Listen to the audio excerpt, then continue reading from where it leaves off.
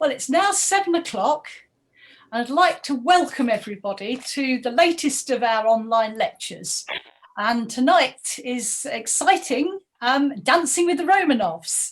So I'm very pleased to introduce Eugenia Solenikova and Elena Shmakova, who will be talking about this fascinating subject.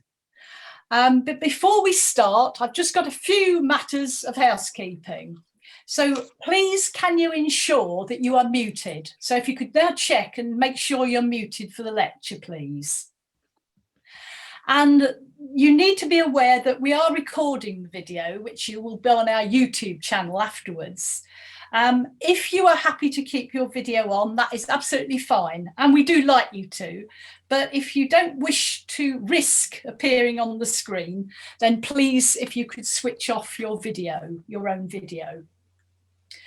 Now, you will have a chance to ask questions and comment, and we do ask that you put that, if you're on Zoom, into the chat box. On Facebook, because I know there's a number of people on Facebook now, if you could use the comment section, and they will get to the speakers, those comments and questions. So without further ado, I will hand over to Eugenia, who's going to speak first. Thank you. I'm very glad to see everyone. My name is Eugenia. I am PhD student of Vaganova Ballet Academy. My native is Russian, and I kindly ask everyone to excuse me for my future mistake. And in the first part of our lecture, I want to talk about Russian dance tradition and about the difference between ballroom dance in the Russian Empire and in Great Britain.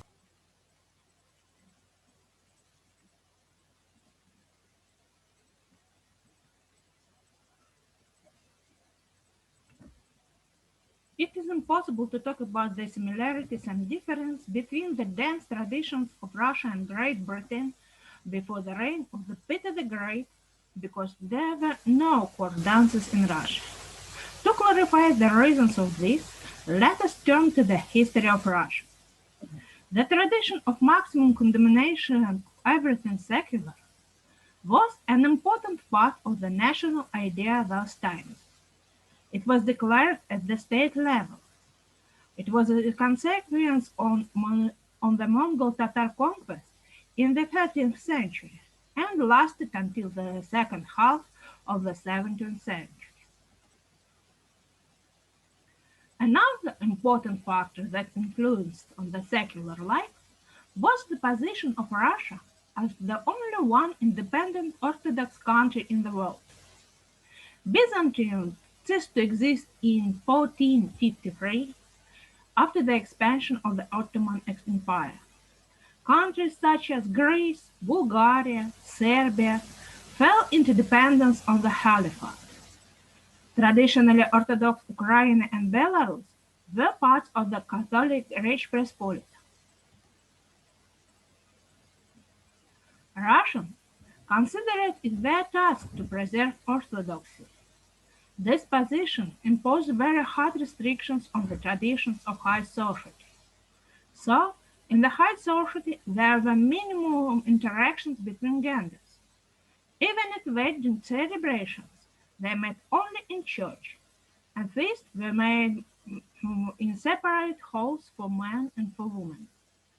The ladies led a closet lifestyle, excluding social events, but they were allowed to do a regular pilgrimage to monasteries. All authentic evidence of dancing in Russia in the 15th till 17th centuries are the references to folk dances, either ritual or round dances. In addition, all reference to dances performed at the Tsar's court turned out to be the opinion of later historians, not supported by any historical documents. When Peter the Great, the first Russian emperor, began his reformation, he transformed radically the Russian culture and created the new secular life of the country. An important difference between Russian and British dance culture is absence of the dance manuals in Russia. It is the main distinction that greatly complicates the studying of dancing in Russia. Dance manuals have not been created in Russia for a very long time. This applies equally to manuals and to collection of descriptions and even to manuscripts. The first book about dance was published in the Russian Empire in 1790. It was a translation of Charles Compan's dictionary. The first dance manual was published in 1794. It was Ivan Kuskov's "Танцевальный учитель" (Dance Teacher). The first collection of dance descriptions appeared in 1827 in the supplement to the Almanac Textual. Regularly, they began to publish dance manuals. Only in the 1860s then dancing began to be more actively taught in education institutions. So, when talking about Russian dance culture, we can rely only on information mainly from memoirs, travel notes, and from music. Music printing in Russia was founded in 1785.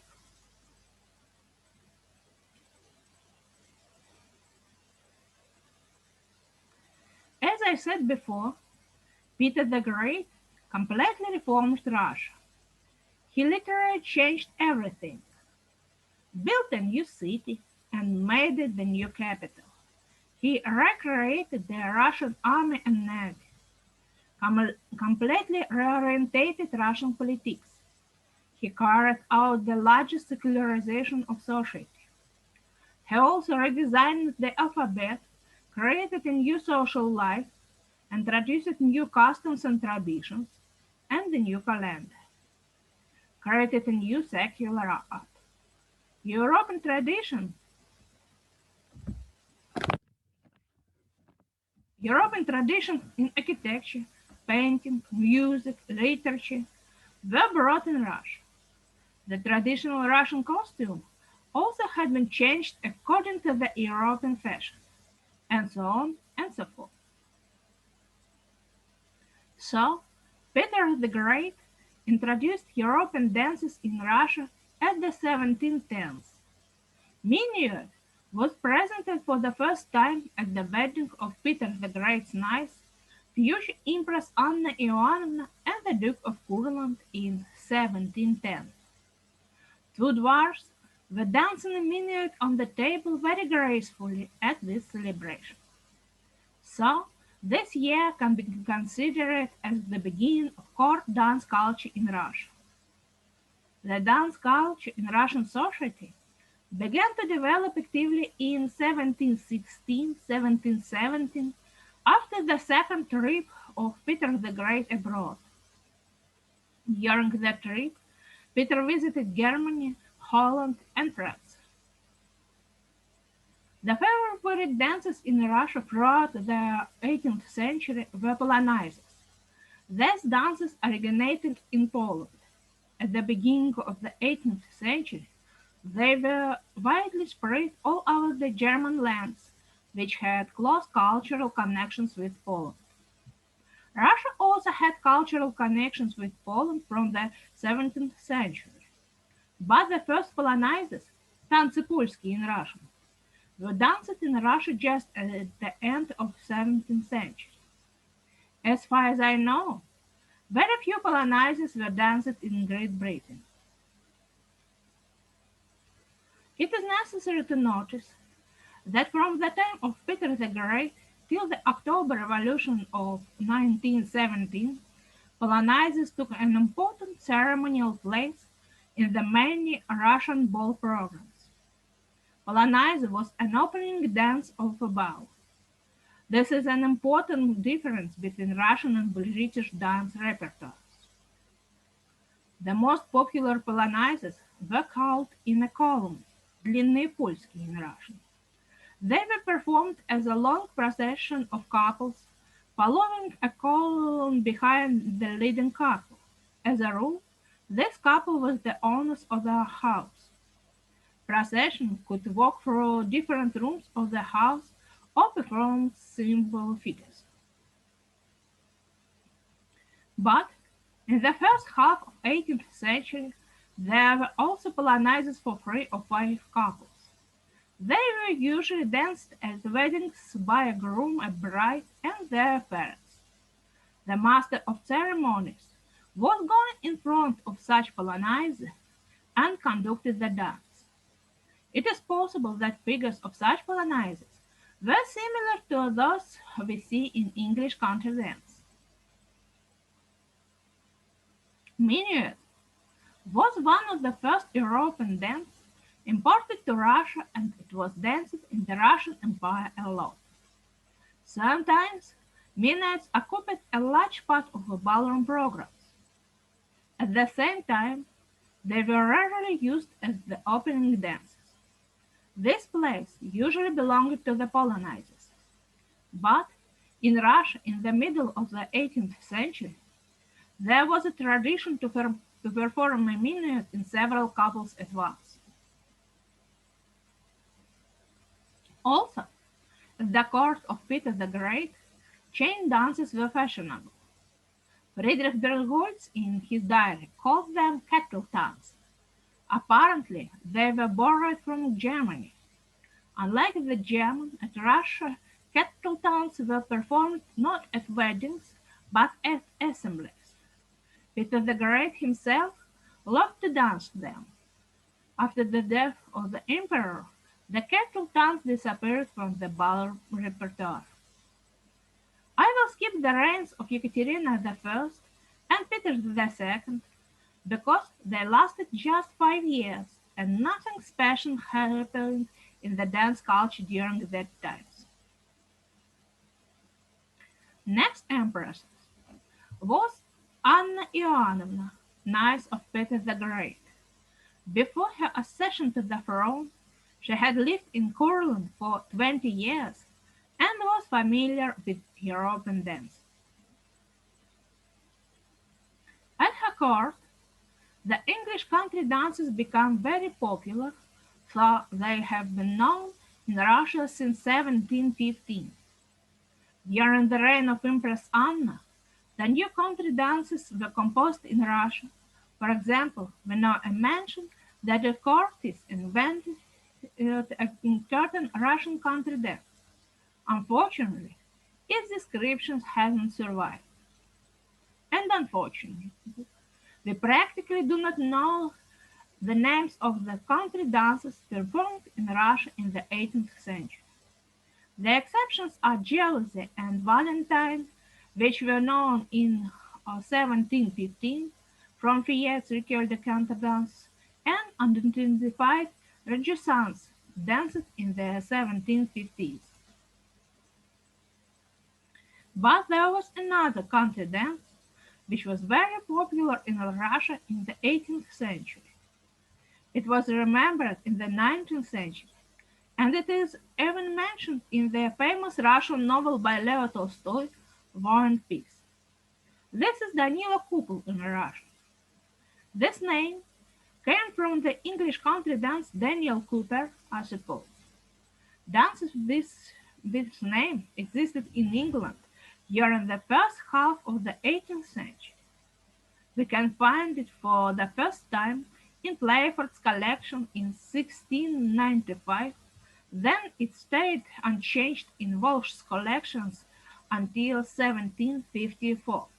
Later, a dance called New Daniel Cooper is found in Thompson's collections in the 1760s. So, it is impossible to understand which schema was borrowed, but it is known that Russians like the Danilo Cooper very much.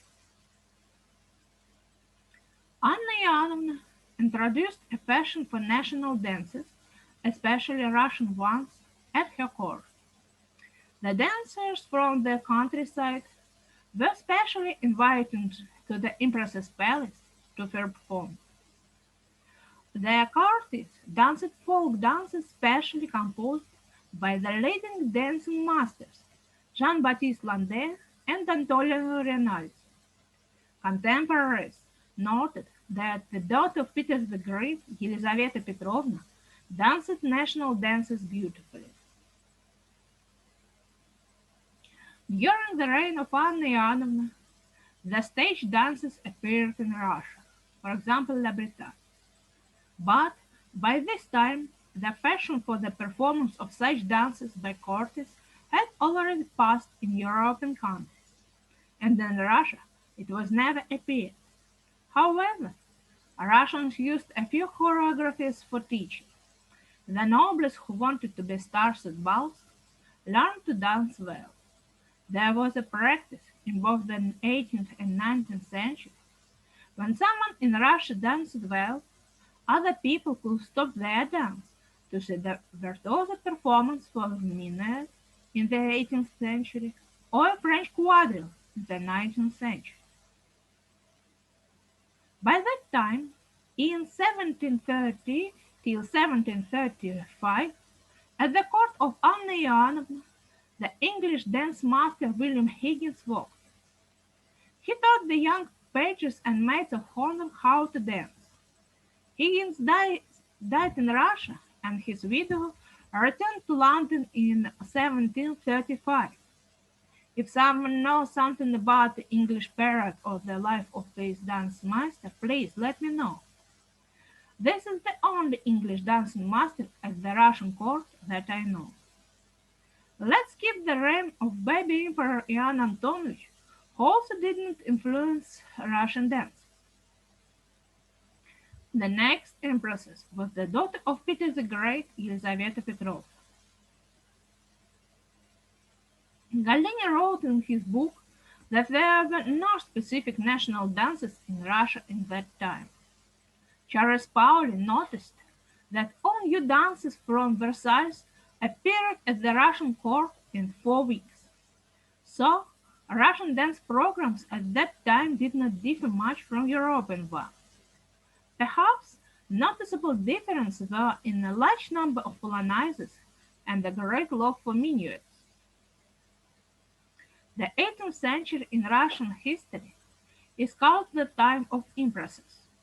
The emperors on the Russian throne after Peter the Great and before Alexander I were very unlucky. Peter II died at the age of 15 from smallpox. Ivan Antonovich was overthrown at the age of 1.5. Peter III, the heir to Elizaveta Petrovna, was also overthrown after a half year of his reign and was soon killed. At the end of this century, his son Pavel was killed by conspirators, having reigned for 4 years only. Therefore, the next stage is the era of Ekaterina the Great. Her reign was called the Golden Age of Russian culture. At that time, Feltin, Rokotov, Boровиковsky, Державин, Karamzin worked in St. Petersburg. But we didn't have anything interesting in dance. Numerous of polonaises, minuets, and country dances were still danced. Russian folk motifs appeared only at masquerades. Cotillions had spread throughout Europe, but not a single mention of that has yet been found at that time in Russian source. They either did not exist or they were extremely rare in our country. At least, alamandas were also practically unknown. There is only one mention of alamandas at the balls in Kiev. Also, at the end of Ekaterina's reign, the waltz and the Polish mazurka were presented at the Russian court for the first time. The son of Ekaterina the Great, Pavel I, reigned just for 4 years. He was a very peculiar person, distinguished by a sharp disposition and sudden decisions. In dancing, he is known for 2 oddities. Firstly, he did not like male dancers, so mostly women danced at the ballet during his reign. Secondly, Pavel managed to prohibit and to allow dancing the waltz. The reason was not the density of this dance, but the fact that Emperor fell once during its performance. And he allowed it because his favorite Ekaterina Nelidova wanted to waltz. Then there were two long reigns of Pavel's sons, Alexander the First and Nicolay the First. By the way, after Pavel, there were no more women on the imperial throne of Russia. This long period in dance fashion can be roughly divided into three unequal parts: before the 1820s, 1820s, and after the 1820s.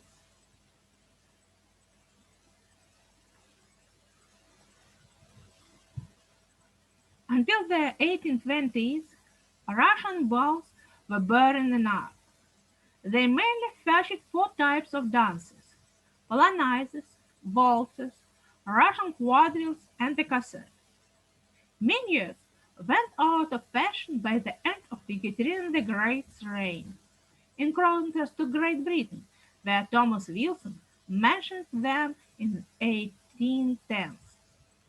Polonaise at this time, and until the end of the 19th century, existed in one version: a long column of all those present, walking through the ballroom and surrounding rooms, sometimes making some dancing figures.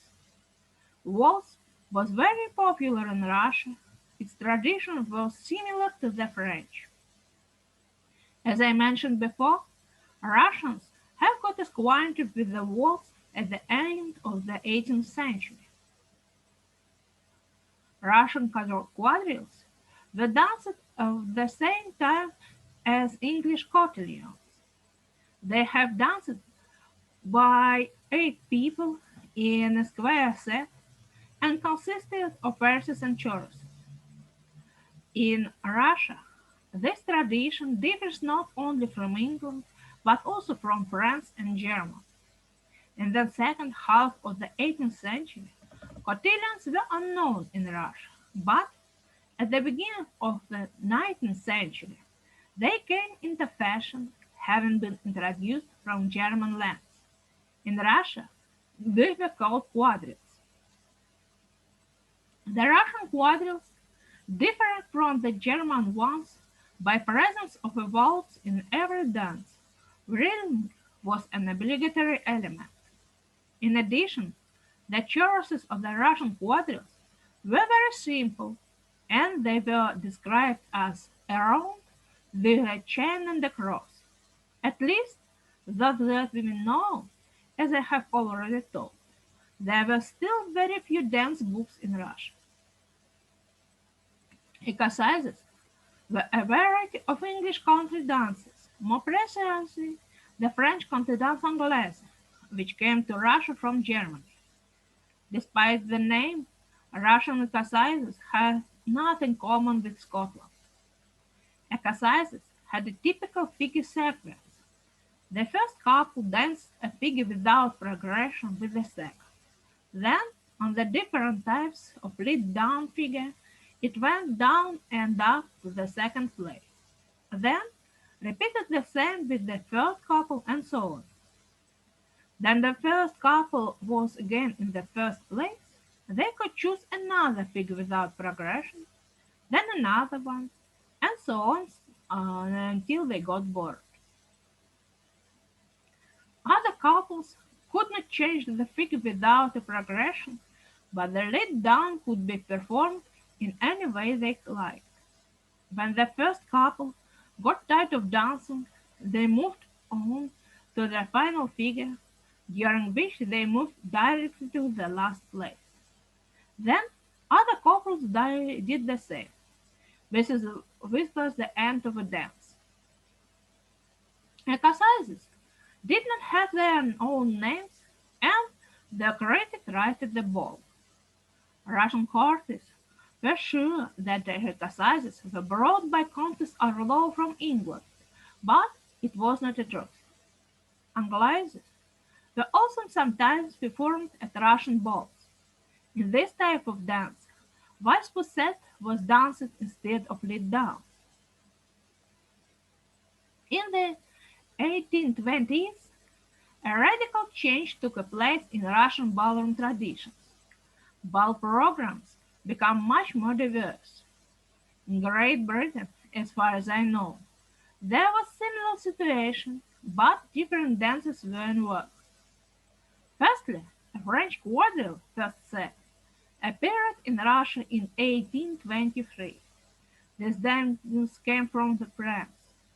It quickly became the queen of ballrooms and was performed until the end of the 19th century.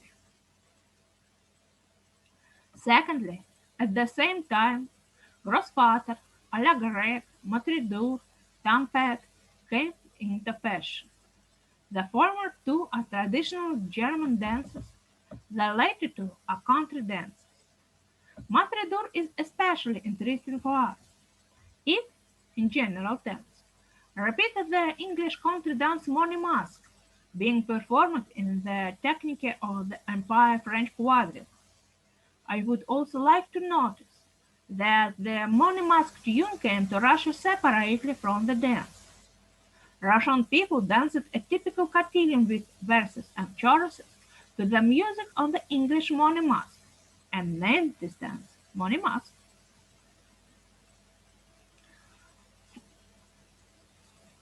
Thirdly, the first wave of passion for the mazurka takes place in 1820s.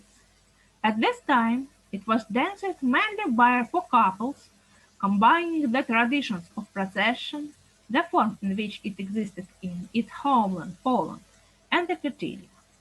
Later, the interest in the mazurka in Russia faded away, and the famous Russian mazurka with many steps and figures dates to the end of the 19th century. There were no mazurka quadrilles in Russia before 1880. Fourthly, at the same time, in Russia and in Germany, a new dance game was born and began to develop. In England, it was known as German, and in Russia, it was called cotillion. Yes, for the Russians, word cotillion means dance game and not a dance with verses and chorus. Its early forms were a funny series of different figures, which includes dancing waltz, playing, choosing a new partner, and even fragments of various dances. German existed in Russia throughout the 19th century and was always popular. In the middle of the 19th century, it could be danced for about 3 hours. As far as I know, German became popular in Great Britain only at the end of the 19th century.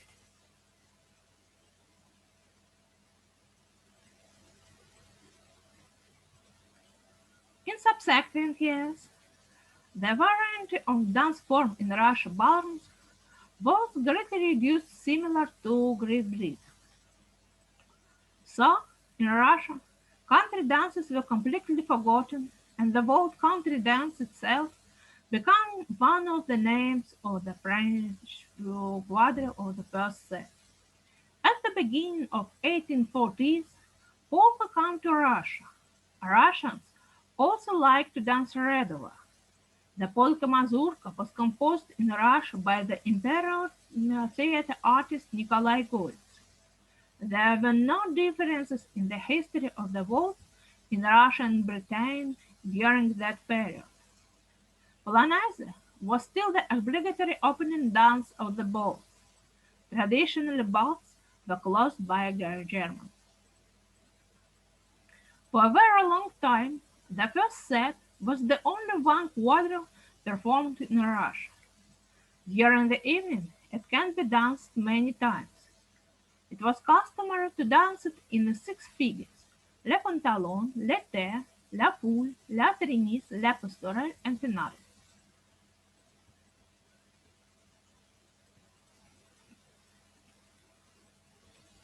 During the reign of Emperor Alexander II, son of Nicolay I, Russians began to print dance books systematically. They included dance manuals for military schools and gymnasiums. Their dance was an obligatory part of the training program. The dance repertoires gradually become more diverse. For example, lancier became fashionable.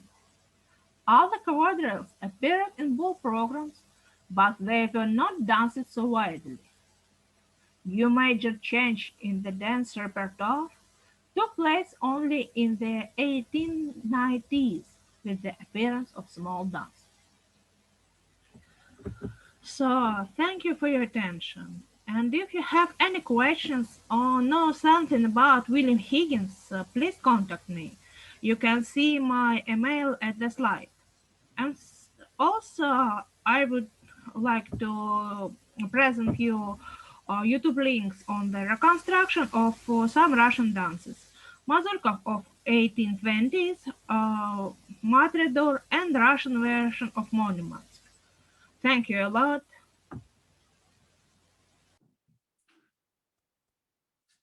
Eugenia has overviewed the development of the dance scene in Russia. This development, as you could see, were influenced by other European cultures. However, some distinctive regional preferences are noticeable, formed by diverse national makeup of the growing Russian Empire. I would like to focus on how this growth, as well as the development of the British-Russian relationship, influenced and were reflected in the British dance repertoire. Firstly, let's briefly have a look at the major milestones and events in the British-Russian history. The first official contact happened in 1553 as a result of the expedition to uncover the northern passage from the British Isles to Asia. One of the ships led by Richard Chancellor, Edward Bonaventura, reached the northern shores of the Duchy of Muscovy, nearby the site where the city of Archangel or Arkhangelsk would be established. The city was the only Russian sea trading port in the 17th century, greatly benefiting from the British-Russian trade. Chancellor traveled to Moscow and met the Tsar to draw a trading agreement. In 1555, he came back to Moscow with a first diplomatic mission from England and as a representative of the newly established Moscow Trading Company. The ships started their return journey to England in 1556 with the Russian embassy on board, led by Osip Nipeya. The expedition faced a lot of difficulties and suffered a shipwreck off the coast of Scotland. Only Osip Nipeya seemed to survive and were able to reach England.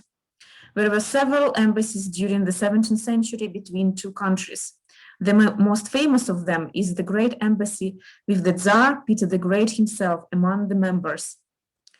Peter was interested in acquiring the technological know-how and negotiating the alliance against the Ottoman Empire. The English side was interested in renegotiating the trade privileges that they lost previously. Both sides were partially successful. In terms of dancing, there is no solid evidence that the Tsar danced while he stayed in England. In 1706, the permanent Russian embassy was established in London. From 1741, the military alliances between Russia and the UK started to appear. In the War for the Austrian Succession, both countries fought on the same side, whereas in the 70 Years' War, the first global conflict, on the opposite. The role of Russian forces in the defeating Napoleon army in the first quarter of the 19th century increased dramatically the political influence of the Russian Empire. The events and cultural atmosphere in Russia during this time were described in The War and Peace by Leo Tolstoy. However, it might be less known that Russia and the UK were briefly at war with each other between 1807 and 1809.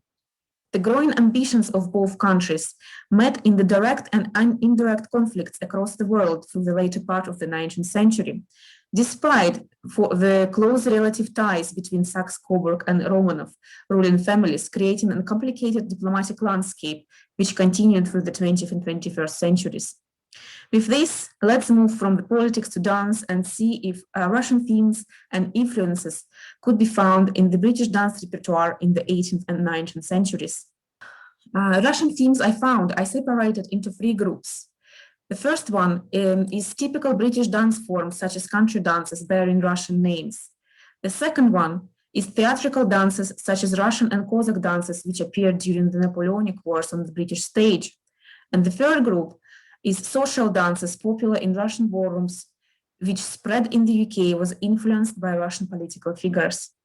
I will give examples of each category during this talk. Let's start with reflection of the Russian-British relationship in the country dance collections. I have been examining the printed and written country dance collections from the end of the 17th century till the first quarter of the 19th century, recording the names which can be classified as Russian-related. Surprisingly, the dancing master's interest in Russian affairs seemed to be regularly present. The graph represents the absolute number of dances found. I did not exclude the same dance published in different collections. Also, I cannot exclude the possibility that there are more dances out there in unknown to me collections or with less obvious titles. This graph also demonstrates the dramatic increase in popularity of Russian-themed titles during the first quarter of the 19th century, reflecting the political situation. The very first country dance with clear reference to Russia is The Tsar of Muscovy, published in the 11th edition of A Play for Dancing Master in 1701. It shares the name with the play written by Mary Pix and staged in Lincoln's Inn Fields Theatre in the same year. It is not clear if the dance was part of the play. The play was about the events happening in the first quarter of the 17th century when the Moscow line of the Rurik dynasty broke off, known as the Time of Troubles. However, the interest to this story could be stimulated by Peter the Great visit in 1698, the Tsar of Muscovy at the time. The play was staged only once, whereas the country dance seems to be popular as it survived 8 editions of Playford. Graham Christian, in his article for the Country Dance and Song Society, titled Tell Me More Tsar, mentioned the dance is not performed often today as it is a trifle busy for modern taste. However, I quite like its hornpipe tune.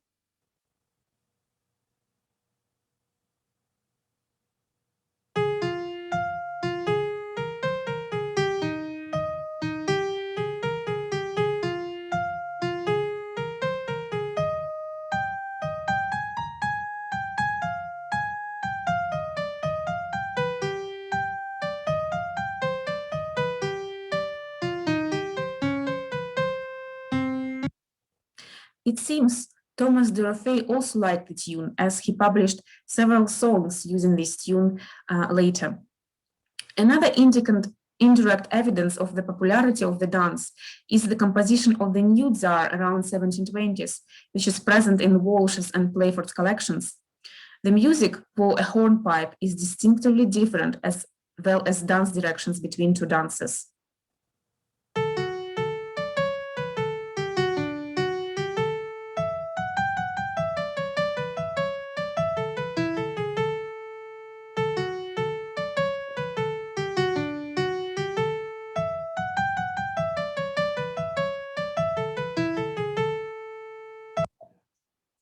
Interestingly, Macfarlane music manuscripts compiled around 1740s contain the Scottish version of the Tsar of Muscovy tune, this time in common time.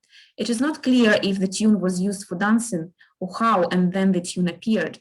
This manuscript was written by the writing master David Yon, who also recorded the collections of country dances with Scottish tunes around the same time. Let's move further in time and look at the emergence of Russian and Cossack dance titles in ballroom and on stage.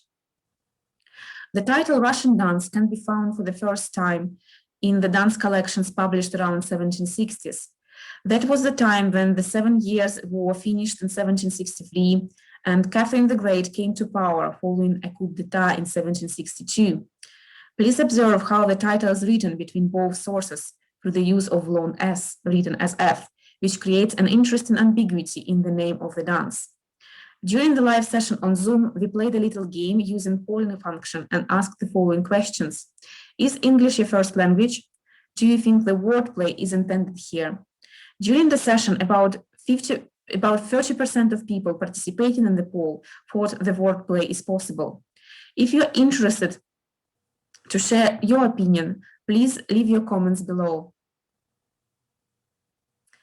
And let's move on and look at the country dance titled Russian Dance that appeared around 1795 in the Campbell's 10th collection of country dances. Note, this time it is in a triple time tune. Also, it seems to be the most popular form for the next 20 years.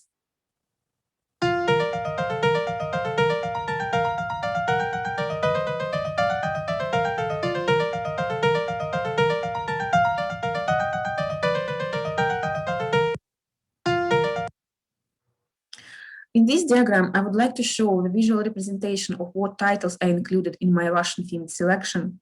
As you can see, there is a strong presence of Russian and Cossack dance titles, as well as the names of important political figures. For example, Count Platov, General Kutuzov, and Prince Dolgoruki.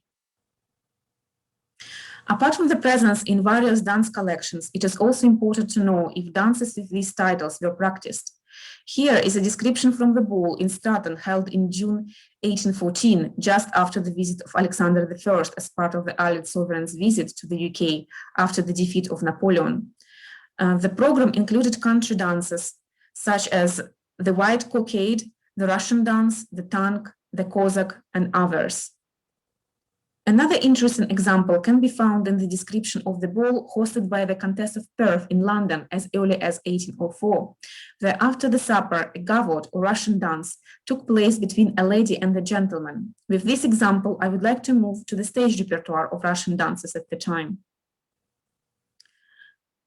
Russian dances started to appear on the British stage from 1812. One of the earliest examples was staged by Charles Louis Didlot. The Russian dance, which was executed by Monsieur and Madame Didlot, it exhibited an exquisite picture of Russian courtship. The grace and naivete displayed by Madame Didlot filled the spectators with delight and admiration. The varying passions of love, scorn, and anger were indeed most bewitchingly portrayed by both performers, and we trust that although advertised for that night only, Monsieur Didlot will not withhold such a charming composition from the public. He didn't, indeed. In 1815, he composed a Russian divertissement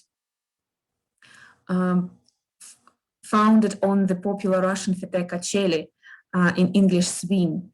The music was by Fiorillo, and the dances included the original Russian dance by Monsieur and Madame Didlot, as well as the Cossack dance by Mr.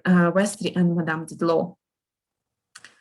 Didlot worked at the Russian imperial theaters between 1801 and 1811 and had to leave Russia as a consequence of the Russian-French War. It is difficult to say what was Russian about the dances he staged. However, while in Russia, Didlot often worked with Auguste Poirot and Eugenia Kolosova, who were praised for their Russian folk dance interpretations and performances. Adam Glushkovsky, one of the pupils of Didlot, in his memoirs mentioned that Didlot also advised to go and observe the national manners and styles to use them in the choreographies. I could not find a more detailed description of Didlot Russian dance. However, TB dance book manuscript dated 1826 contains an interesting example of Russian dance among its dance descriptions. It was a dance for two, and the steps involved are French. Unfortunately, this manuscript does not contain any music associated with the Russian dance to see if the music bears any national character. Perhaps the Russian style could be portrayed through the use of pantomime and gestures and movements of the upper body, which are not notated in the book. There is also a description of the Cossack dance in this manuscript. It is also a dance for two described in French dance terminology with no associated music. However, among the steps described, mentioned pas de Kazakh. This step is not explained in the manuscript, so I'm currently looking for other description of these steps in other sources.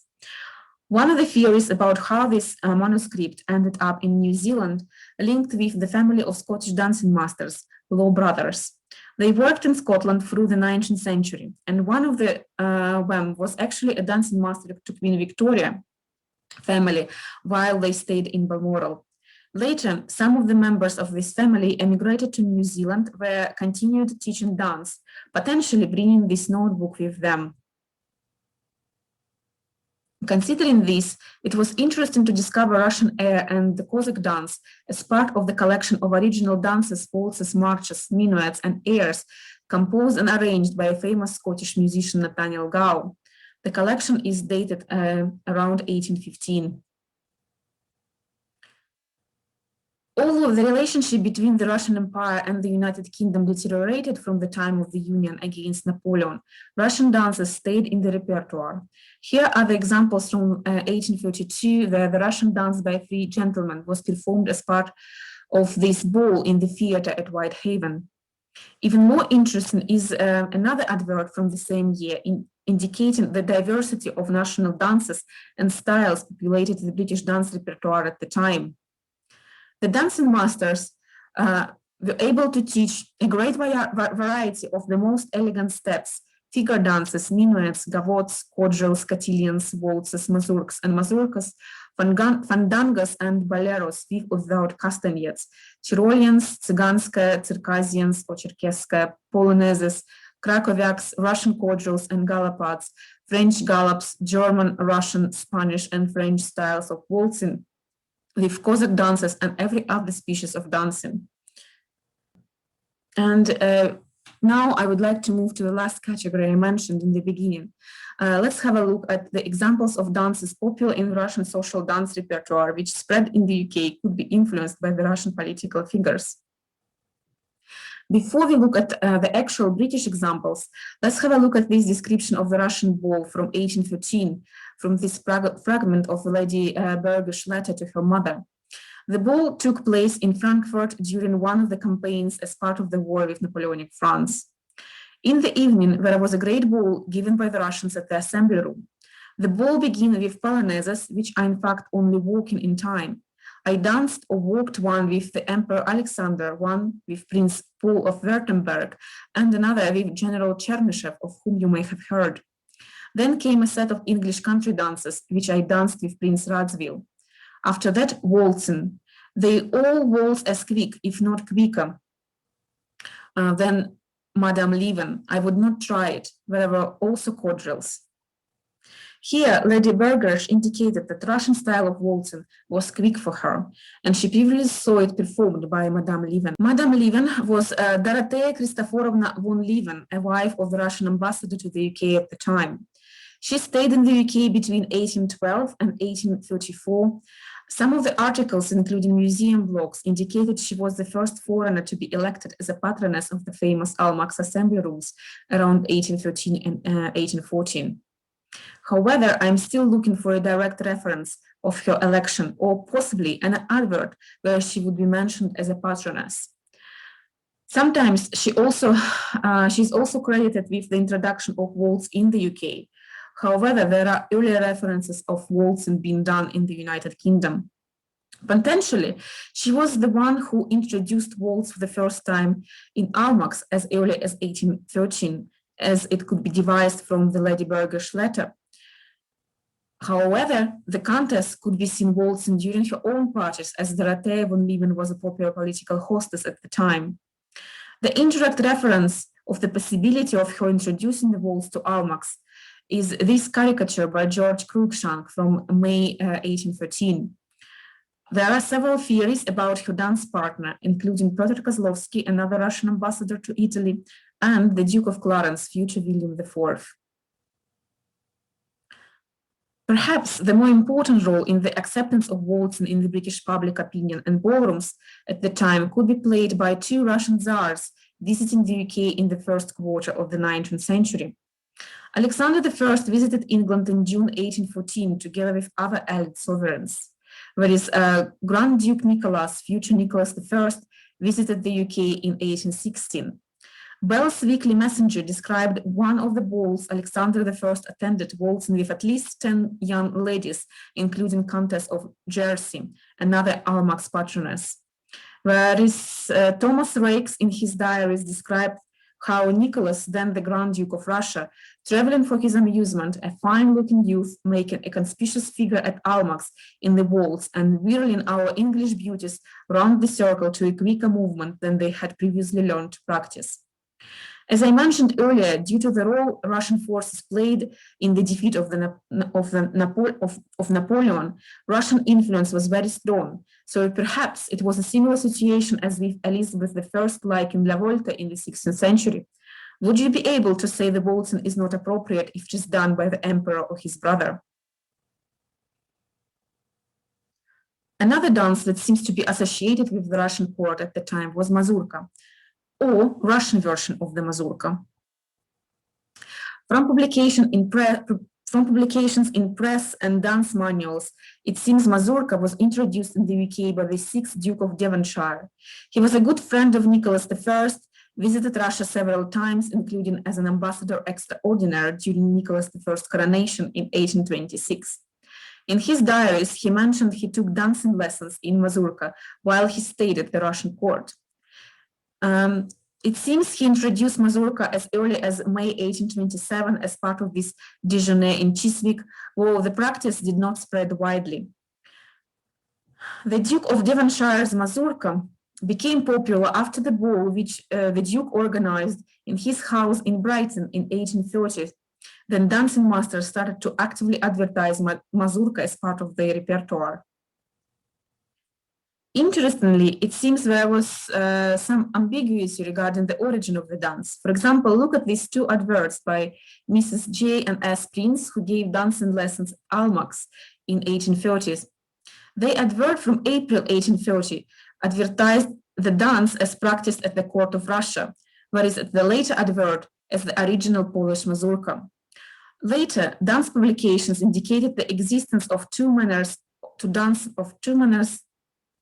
dancing the mazurka, the Polish and the Russian.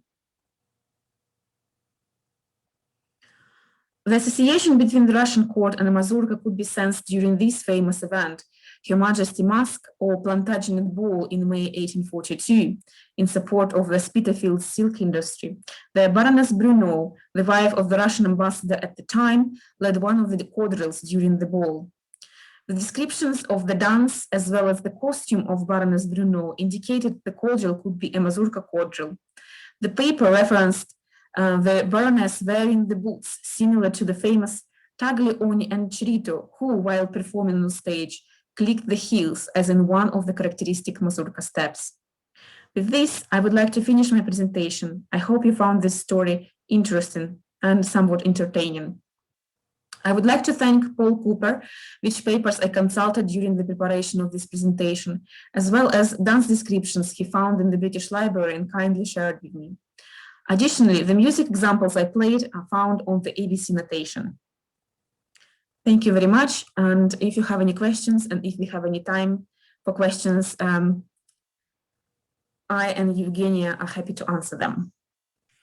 Thank you very much, Alena. I mean, and Eugenia as well. Thank you very much to you both. Fascinating talk. I hadn't realised there was so much interplay between Russia and Britain within the dancing there. So that was really fascinating. Thank you. What I will suggest now is that I know time's going on very, very fast. So if anybody has got any burning questions, if you could please type them into the chat and I will actually relay them on. If you could do that now, please. The other thing I will say is that we do have another lecture next month. The lecture that we have is on the stitches in time, steps in time. Hazel Dennison will be given that lecture and we'll be going back to the late 16th century for that. This lecture will be available on YouTube in a few days' time. I'm wondering if we've got any questions coming up now. Yeah, there is a reference, Geraldine Buchanan, there was a reference to a ball at Stratton in June 1814 in Alena's talk. Is it known, says Geraldine, where this Stratton was?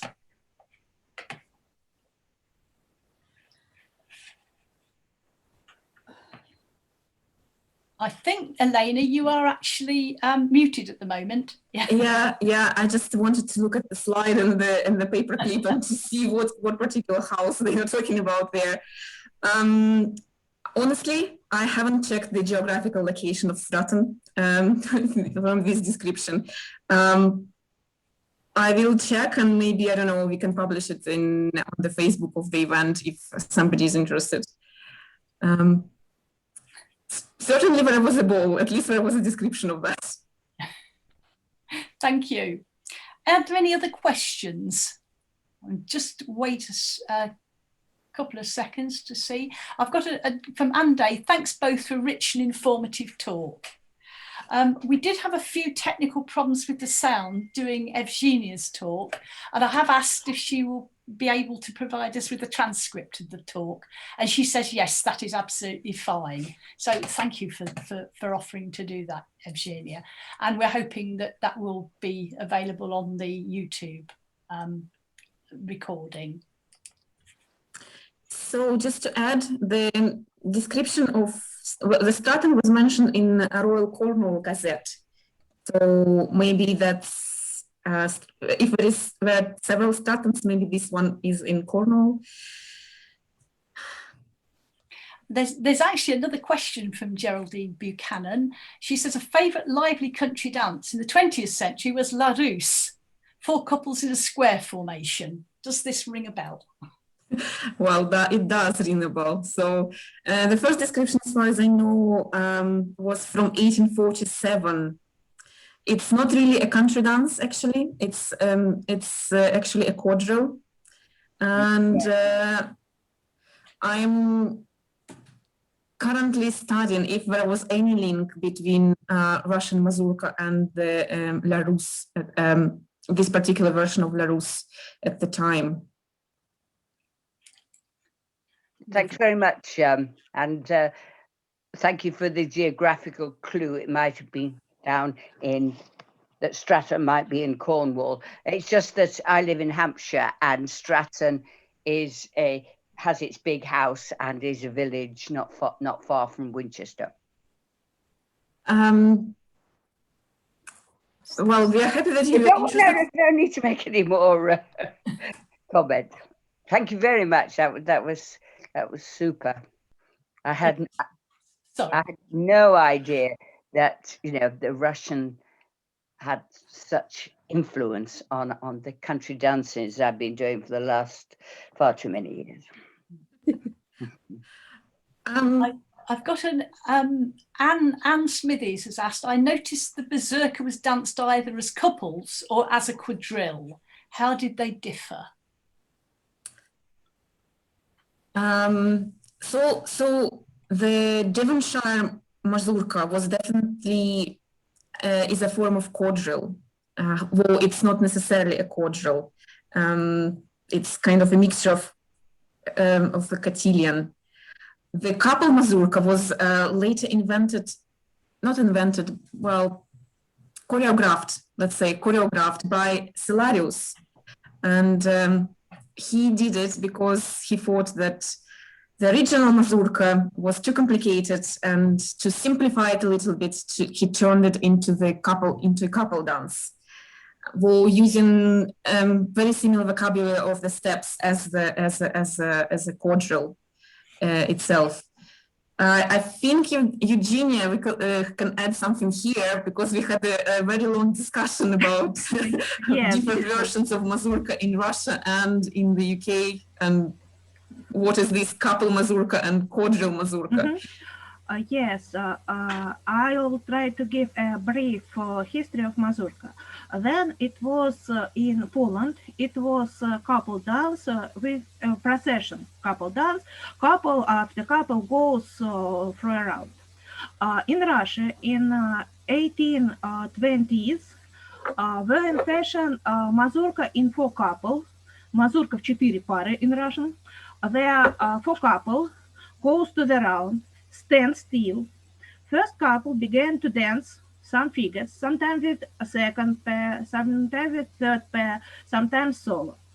Then they stay, and second pair began to dance her solo. It differs from solo for the first pair. And in Russia, through whole 19th century, the tradition of mazurka in 4 couples was still. And just in the end of century, appears the tradition of mazurka in German style, where we have many pairs and some dance games with mazurka.